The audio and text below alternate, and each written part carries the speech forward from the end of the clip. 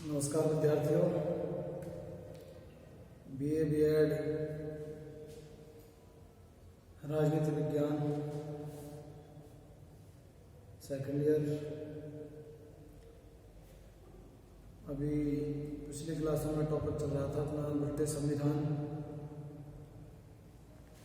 British संविधान की विशेषताओं के बारे में अध्ययन किया था। विशेषताओं से आगे आज का प्रमुख और इम्पोर्टेंट टॉपिक है ब्रिटिश संविधान में प्रधानमंत्री की भूमिका या प्रधानमंत्री शासन।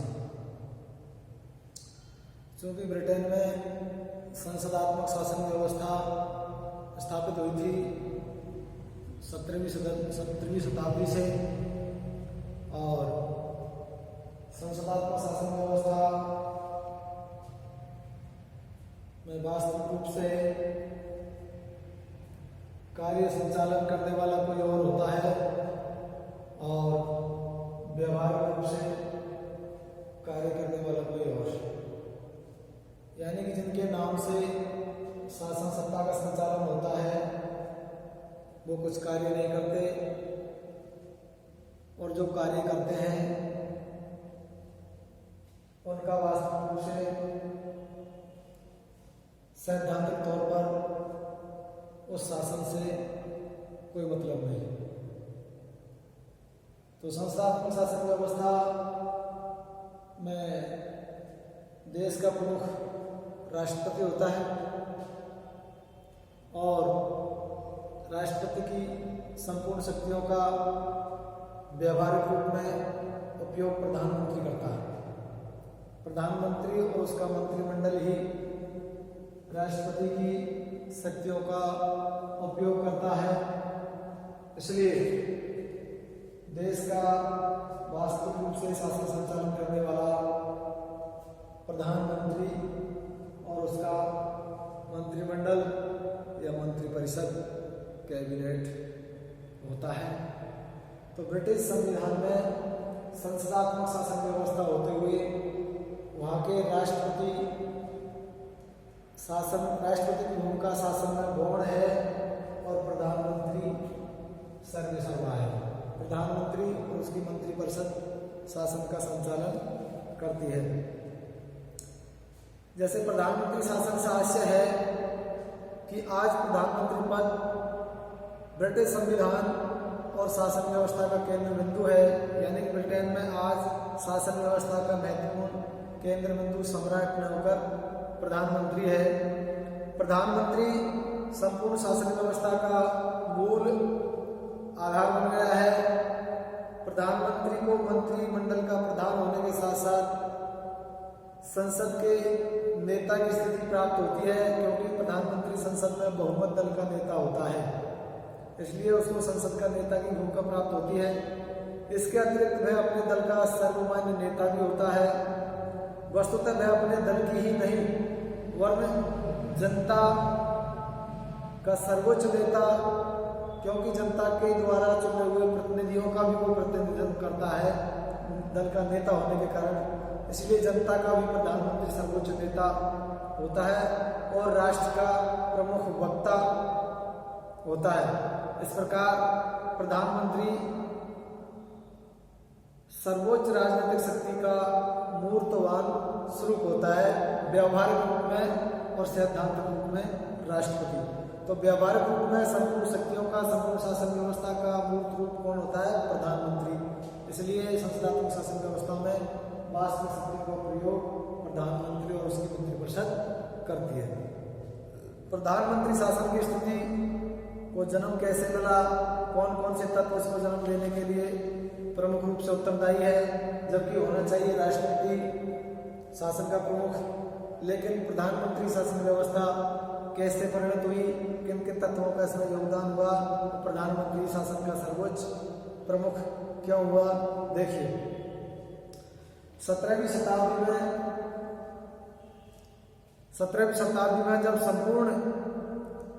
जब सर्वप्रथम इंग्लैंड में संसदात्मक शासन व्यवस्था स्थापित हुई, तब इस व्यवस्था के अंतर्गत सत्ता की वास्तविक केंद्र संसद थी।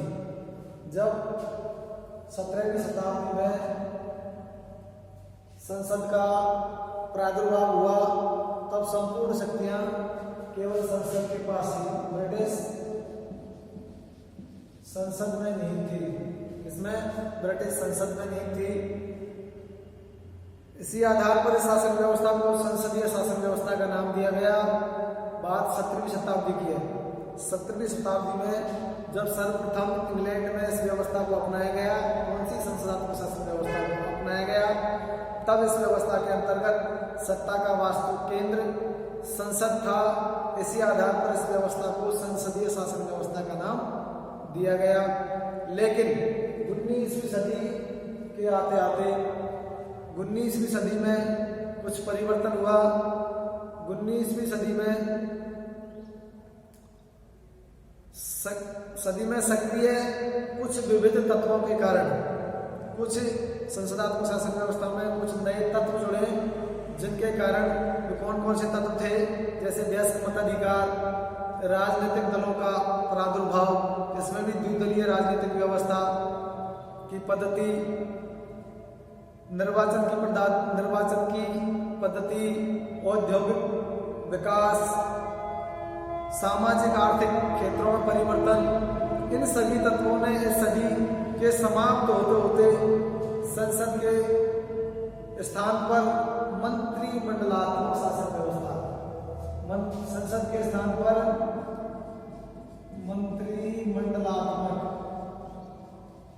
मंत्रिमंडलात्मक शासन व्यवस्था को जन्म दिया। किन तत्वों के आधार पर? हालांकि 17वीं शताब्दी में जब संसद का प्रादुर्भाव हुआ तो संसद ही संपूर्ण शक्तियों का केंद्र था, इसलिए इसको संसदात्मक शासन व्यवस्था का नाम दिया गया।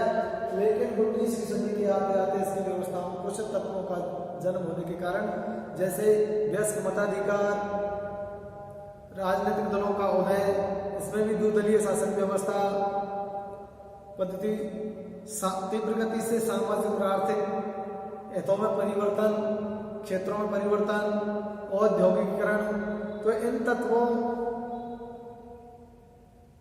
के प्रादुर्भाव के कारण संसद के स्थान पर अब मंत्रिमंडलात्मक सत्ता को वास्तविक शक्ति का केंद्र बना दिया तथा मंत्रिमंडलीय शासन को प्रधानमंत्रीय शासन में परिणत कर दिया। इन तत्वों ने 19वीं सदी के आते आते मंत्रिमंडलात्मक शासन व्यवस्था थी, उसको जो संसदात्मक जो शासन व्यवस्था थी उसको मंत्रिमंडलात्मक शासन व्यवस्था में परिणत कर दिया। और मंत्रिमंडलात्मक शासन व्यवस्था का प्रमुख प्रधानमंत्री होता है, इसलिए शासन व्यवस्था अब संसदात्मक में होकर मंत्रिमंडलीय या प्रधानमंत्री शासन व्यवस्था के नाम से जानी गई। जैसे 19वीं सदी में जिसको संसदात्मक शासन व्यवस्था जो 17वीं शताब्दी में शुरू हुई, उस समय एक शब्द का प्रयोग होता था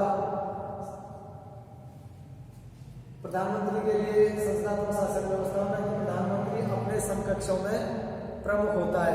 अपने जैसे मंत्रिमंडलात्मक ब्रिटिश प्रधानमंत्री की जो प्रधानमंत्री शासन व्यवस्था है, इस स्थिति को जन्म देने वाले जो तत्व है उनमें नंबर 1 पर है प्रधानमंत्री शासन व्यवस्था की स्थिति को जन्म देने वाले तत्व।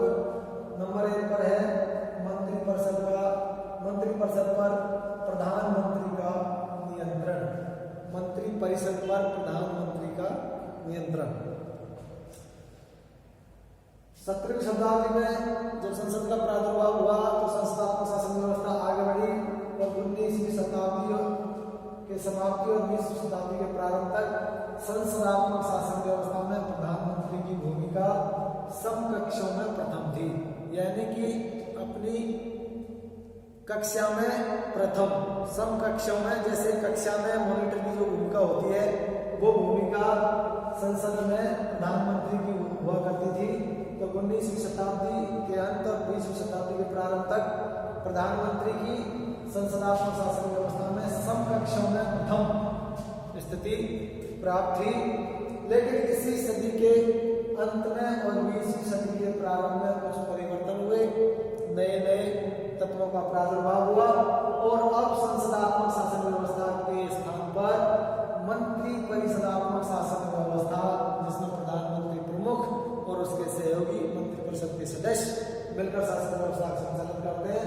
अब प्रधानमंत्री की स्थिति जब 19वीं शताब्दी के अंत में समकक्षों में प्रथम थी, वो अब तारों के बीच चंद्रमा यानी कि अपनों के बीच चंद्रमा की स्थिति उसको प्रथम थी। पहले समकक्षों में प्रथम और अब तारों के बीच चंद्रमा। जिस प्रकार सौर मंडल में तारों के बीच चंद्रमा को जो स्थिति प्राप्त है, वो स्थिति 20वीं सदी में ब्रिटेन की संसदात्मक व्यवस्था में मंत्री परिषदात्मक शासन व्यवस्था में परिवर्तन होने के कारण तारों के बीच चंद्रमा की स्थिति इसको प्राप्त हुई। जैसे 20वीं सदी के प्रारंभिक वर्षों तक मंत्री परिषद में प्रधानमंत्री की स्थिति को स्पष्ट करने वाले जो शब्द है समकक्ष में प्रथम थी।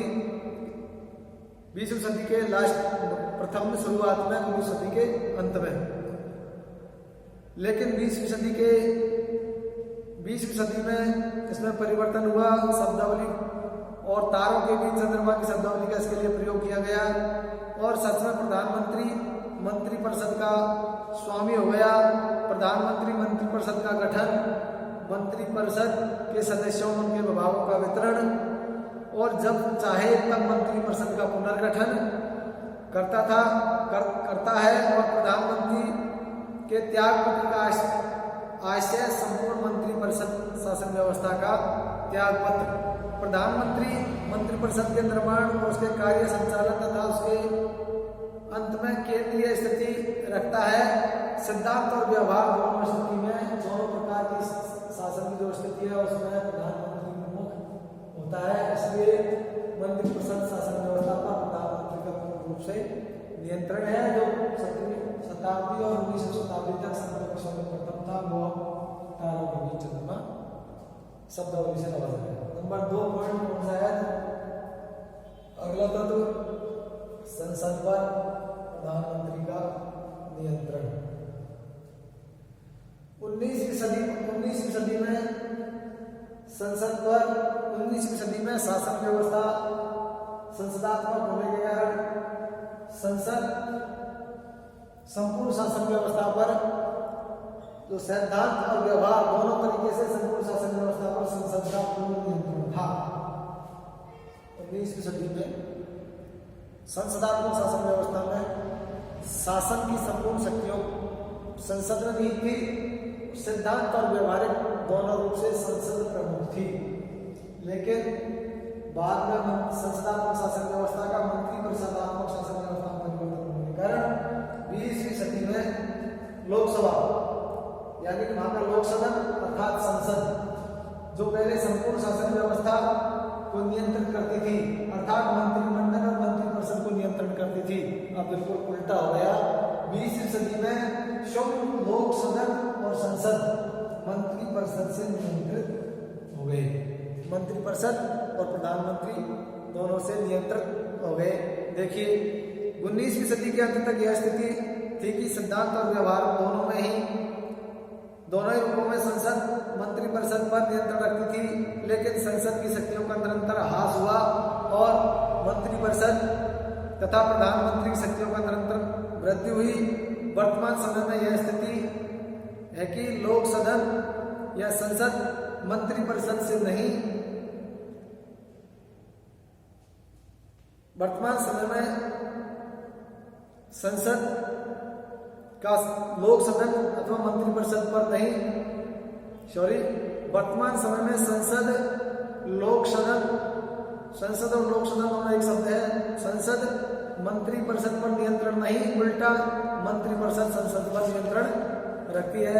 प्रधानमंत्री कार्यपालिका का प्रधान होने के साथ साथ लोक सदन का भी नेता होता है और लोक सदन को नियंत्रित करने में प्रधानमंत्री की महत्वपूर्ण भूमिका होती है।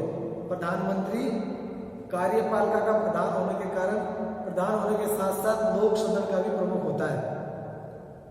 इसलिए लोक सदन को नियंत्रित करने में प्रधानमंत्री की महत्वपूर्ण भूमिका होती है, जिसका प्रमुख आधार प्रधानमंत्री लोक सदन को विघटित कर सकता है। तो संपूर्ण संसद प्रधानमंत्री के डर से नियंत्रित रहती है, क्योंकि कब प्रधानमंत्री लोक सदन को भंग कर सकता है, किसी मंत्रिमंडल का पद त्याग करवा सकता है। इसलिए 20वीं सदी में सौम्य संसद लोक सदन मंत्रिपरिषद से नियंत्रित हुई। अगला तत्व कौन सा है जिससे प्रधानमंत्री की शक्तियां बढ़ी? प्रधानमंत्री और कृपा की शक्तियां। प्रधानमंत्री और उसकी कृपा की शक्तियां। ब्रिटिश संविधान में प्रधानमंत्री की भूमिका महत्वपूर्ण मानी जा रही है सिद्धांत और व्यवहारिक दोनों तत्वों से, क्योंकि देश के आंतरिक और वैदेशिक क्षेत्रों में जो भी महत्वपूर्ण नियुक्तियां होती है प्रधानमंत्री के परामर्श से होती है, चाहे वो राजनीतिक या प्रशासनिक या वैदेशिक मामले हो, सब में प्रधानमंत्री की महत्वपूर्ण भूमिका है, जिससे इसकी शक्तियों का इजाफा हुआ, शक्तियां बढ़ी। जिन तत्वों ने प्रधानमंत्री शासन को जन्म दिया उनमें प्रमुख है प्रधानमंत्री को कृपा की शक्तियां। कृपा की शक्तियां शासन व्यवस्था पर नियंत्रण करने और उसको बनाए रखने में महत्वपूर्ण सिद्ध होती है।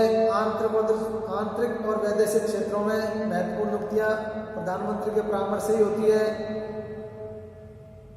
मंत्रिपरिषद के विभिन्न पदों पर नियुक्तियों के अतिरिक्त विभिन्न देशों में ब्रिटेन के राजदूतों, हाई कमिश्नरों, विभिन्न समितियों, आयोगों के अध्यक्ष, सदस्यों और अनेक पदों पर नियुक्तियां प्रधानमंत्री की कृपा पर ही निर्भर करती है। और मंत्रिमंडल के मंत्रियों का नियुक्तियां प्रधानमंत्री के कृपा से ही होती है। तो विभिन्न प्रशासकीय, देशी और विदेशी संपूर्ण महत्वपूर्ण पदों पर नियुक्तियां प्रधानमंत्री के परामर्श से होने के कारण वो जब तक ही अपने पद पर रह सकते हैं जब तक प्रधानमंत्री के ऊपर कृपा बनी रहती है। तो इस तत्व की दृष्टि से भी प्रधानमंत्री की शक्तियों में इजाफा हुआ, उनके पद की गरिमा का इजाफा हुआ।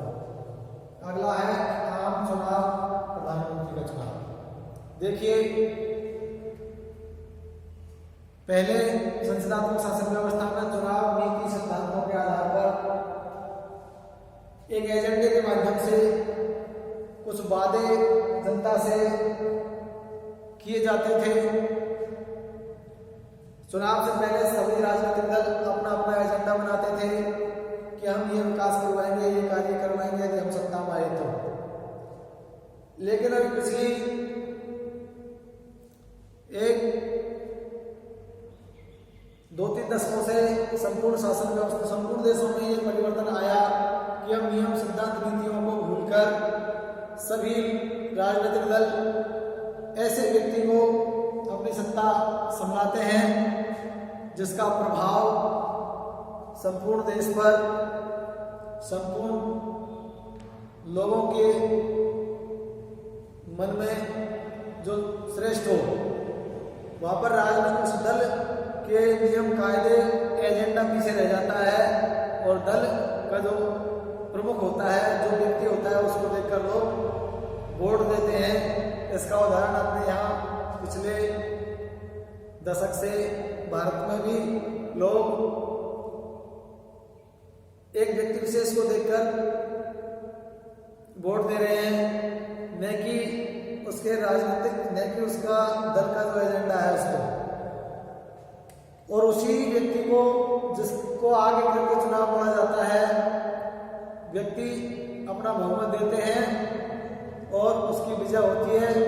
बाद में वो अपने मनमाने तरीके से निरंकुश रूप से शासन व्यवस्था का संचालन करता है, न वो संसद की मानता है, न कैबिनेट की मानता है।